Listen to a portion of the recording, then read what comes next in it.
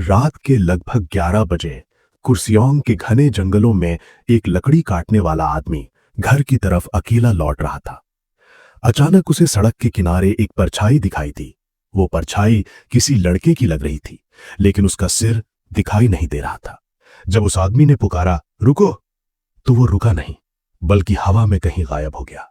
और हवा के साथ धीरे से आवाज आई, मुझे ढूंढ लो। ये घटना भारत की सबसे भूतिया और रहस्यमयी जगह डाउनहिल की है।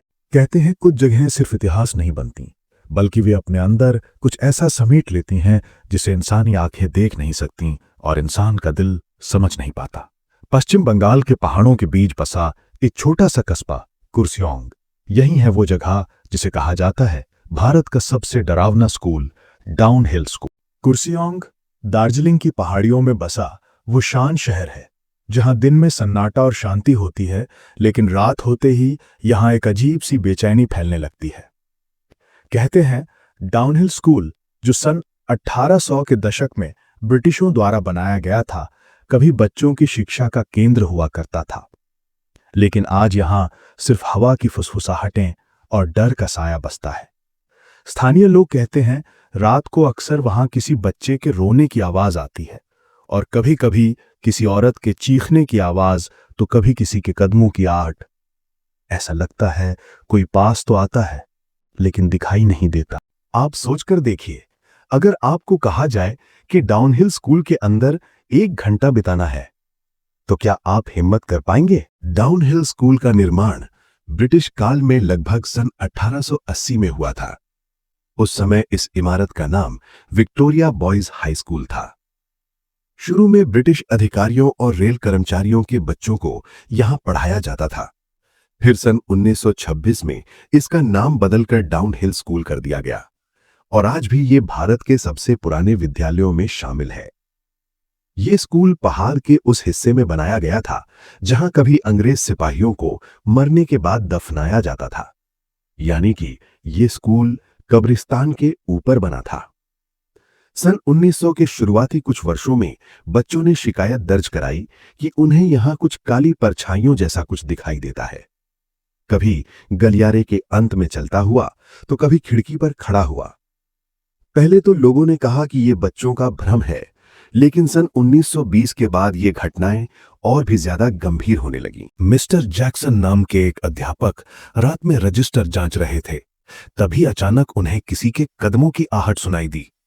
उन्होंने सोचा कोई विद्यार्थी लौट आया है, लेकिन जब वे मुड़े तो उन्हें कोई दिखाई नहीं दिया, और अगली सुबह उनका शव स्कूल के पीछे जंगल में मिला। हैरान करने वाली बात तो यह थी कि उनके सिर पर गहरी चोट लगी थी, लेकिन किसी भी हथियार का कोई निशान नहीं मिला।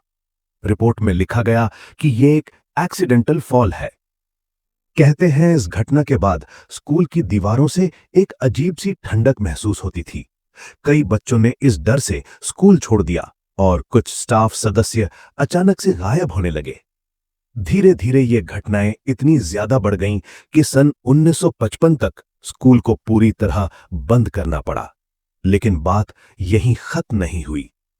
वहां से गुजरने वाले लोग कहते हैं, अगर रात में कोई डाउनहिल सड़क से गुजरता है तो ऐसा लगता है कि कोई उसका पीछा कर रहा है। सांसों की आवाज से लेकर कदमों की थाप तक सब कुछ बिल्कुल साफ सुनाई देता है। एक बार एक पहाड़ी सुरक्षाकर्मी अपनी ड्यूटी के दौरान कई बार भागकर नीचे आया। जब उससे पूछा गया तो उसने बताया, सर, मैंने एक सिर कटा हुआ लड़का देखा जो पेड़ के पीछे खड़ा था, और फिर वो हवा में गायब हो गया। वो लड़का कौन था? क्या वो कभी इस स्कूल का छात्र रहा था, या फिर कोई आत्मा जो इस जमीन से बंधी हुई है? कहते हैं हर जगह का डर किसी न किसी वजह से जन्म लेता है। डाउनहिल स्कूल में भी कुछ ऐसा ही हुआ था। ब्रिटिश अभिलेखों के अनुसार पहाड़ी क्षेत्र में एक बार हैजा यानी कॉलेरा की महामारी फैली थी, जिसमें इस स्कूल के कई बच्चे मारे गए। कब्रिस्तान की जगह कम पड़ गई तो स्कूल के ठीक नीचे एक सामूहिक कब्र बनाई गई। जहां बच्चे कभी खेला करते थे, अब वहीं उनकी हड्डियां दबी थीं। इसलिए आज भी कई लोग कहते हैं, रात को जैसे जैसे अंधेरा बढ़ता है, बच्चों की हंसी सुनाई देती है, लकड़ी की पुरानी बेंचें अपने आप हिलने लगती हैं।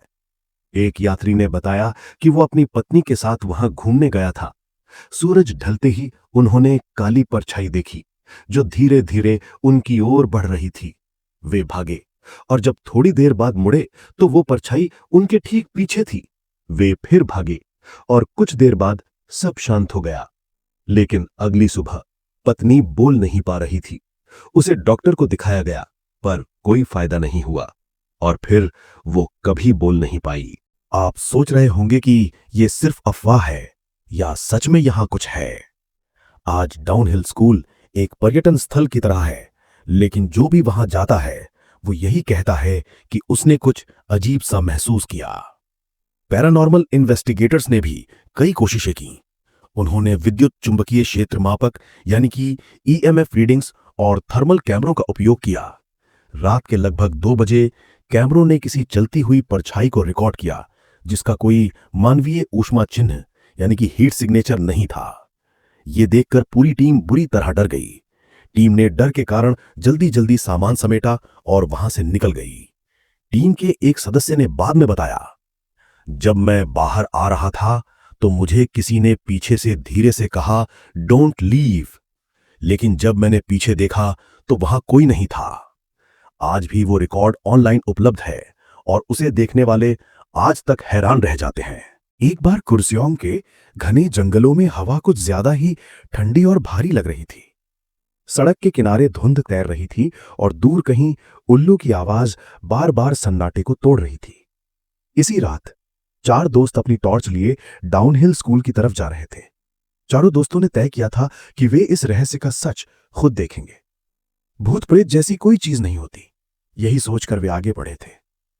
लेकिन जैसे जैसे वे पुराने स्कूल की ओर पहुंचे, हवा का रुख कुछ बदल गया था।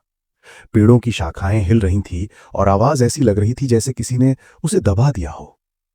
चारों के कदमों की आहट खुद उनके कानों में गूंज रही थी। स्कूल की दीवारें काई से ढकी थीं। चारों दोस्त चुप थे, बस एक दूसरे को देख रहे थे और सोच रहे थे, अगर ये सब सच निकला तो क्या होगा। उसी वक्त दूर कोने में कुछ हिला। अर्जुन ने टॉर्च की रोशनी उस तरफ डाली और सबके रोंगटे खड़े हो गए। एक बच्चा स्कूल की वर्दी में खड़ा था, लेकिन उसका सिर नहीं था। वो बिना किसी आवाज के धीरे धीरे चलता हुआ उनके सामने से गुजरा। किसी के मुंह से आवाज नहीं निकली। जैसे ही वो परछाई थोड़ा आगे बढ़ी, अचानक रुककर धुंध में गायब हो गई।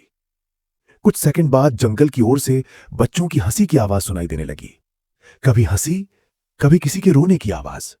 आवाजें पास भी आ रही थीं, दूर भी जा रही थीं, जैसे कोई खेल चल रहा हो। अब चारों की हिम्मत जवाब दे चुकी थी। वे बिना कुछ कहे दौड़ पड़े सीधे नीचे गांव की तरफ। गांव पहुंचकर किसी ने कुछ नहीं कहा, सिर्फ उनकी सांसें तेज चल रही थीं और चेहरों पर वही सवाल लिखा था, क्या हमने सच में देखा या वो कोई भ्रम था। एक बार और कुछ दोस्तों ने समूह बनाकर तय किया कि अब इस रहस्य की सच्चाई खुद जाकर देखनी चाहिए। रात का वक्त था। हवा में ठंडक के साथ एक अजीब सन्नाटा फैला हुआ था। दोस्तों का समूह स्कूल की तरफ बढ़ रहा था। जैसे जैसे वे आगे बढ़ते गए, उन्हें महसूस हुआ कि कोई उन्हें देख रहा है। उन्हें ऐसा लग रहा था जैसे हर कदम के साथ कोई अनजानी निगाहें उनके साथ चल रही हो। आयुषी ने धीरे से कहा, तुम लोगों ने सुना? खिड़कियों से कोई आवाज आई, जैसे अंदर से कोई दस्तक दे रहा हो। वो आवाज सच में थी, हल्की हल्की ठक ठक, जैसे कोई पुराना लकड़ी का दरवाजा अंदर से थपथपा रहा हो। फिर अचानक जुबैन की टॉर्च एक पुराने कमरे पर पड़ी। अंदर हल्की सी पीली रोशनी जल रही थी। दरवाजा थोड़ा खुला था। वे धीरे धीरे करीब गए, लेकिन जैसे ही अंदर झांका, कमरा पूरी तरह खाली था। ना कोई इंसान, ना कोई दीपक, बस उन्हें एक ठंडी हवा का झोंका महसूस हुआ जो भीतर से बाहर आया। आयुषी के हाथ कांप गए और नीरज की सांसें तेज हो गईं। बाहर से बच्चों की हंसी सुनाई दी। धीरे धीरे वो हंसी पास आने लगी और साथ ही कुछ फुसफुसाहटें, इतनी धीमे कि शब्द समझ ना आए। चारों ने एक साथ पीछे मुड़कर देखा और जो देखा उसने सबके रोंगटे खड़े कर दिए। धुंध के बीच एक परछाई थी। धीरे धीरे वो पास आने लगी और उसकी आकृति साफ होने लगी। वो एक बच्चे की शक्ल थी, स्कूल की वर्दी में, लेकिन सिर गायब था। जुबैन के पैरों में जैसे जान ही नहीं बची। किसी की आवाज तक नहीं निकली। उन्होंने पीछे मुड़कर भागने की कोशिश की, लेकिन गलियारों का रास्ता बदल चुका था, जैसे स्कूल खुद उन्हें बाहर जाने नहीं देना चाहता था। कुछ देर बाद जब किसी तरह वे स्कूल से बाहर निकले तो सबकी हालत खराब थी। किसी ने एक दूसरे से बात तक नहीं की। अगले दिन जब सब थोड़े संभले तो जोबैन ने बस इतना कहा कि जो हमने देखा वो सपना नहीं था, वो हकीकत थी। एक पुराने शिक्षक ने बताया, मैं अकेला था, कुछ पुराने रिकॉर्ड ठीक कर रहा था। तभी अचानक बिजली चली गई और पूरा स्कूल अंधेरे में डूब गया। उन्होंने टॉर्च उठाई और स्कूल के पुराने हिस्से की ओर बढ़े। गलियारे में सिर्फ उनके कदमों की आहट गूंज रही थी।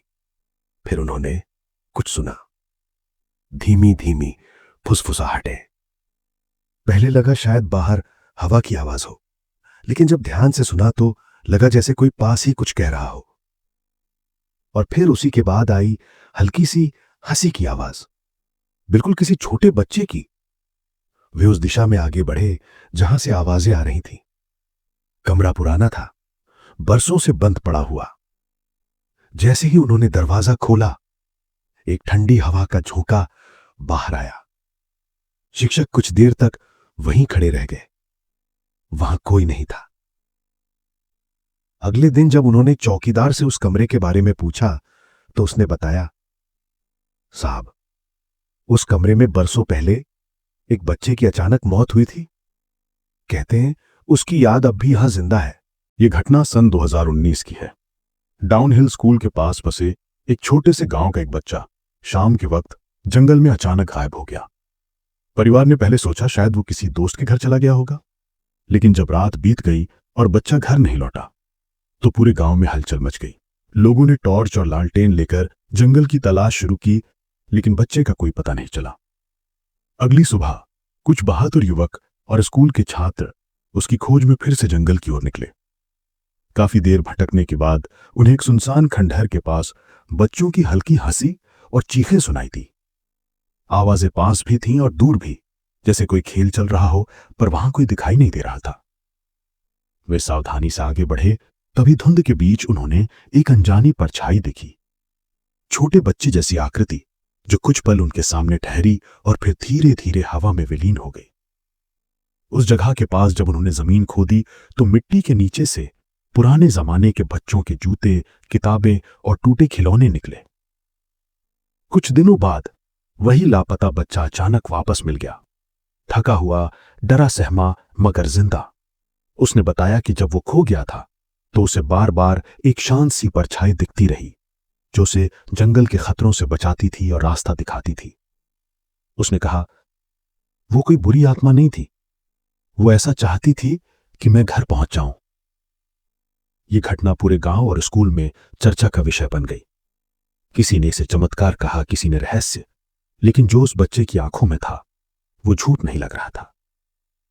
डाउनहिल सिर्फ एक भूतिया जगह नहीं, एक ऐसा स्थल है जहां इतिहास और आत्माएं एक दूसरे से जुड़ी हैं। अगर आप भी ऐसी ही सच्ची और रहस्यमयी घटनाओं को जानना चाहते हैं तो चैनल को सब्सक्राइब करें और वीडियो को लाइक जरूर करें, क्योंकि हर कहानी के पीछे छिपा होता है एक सच।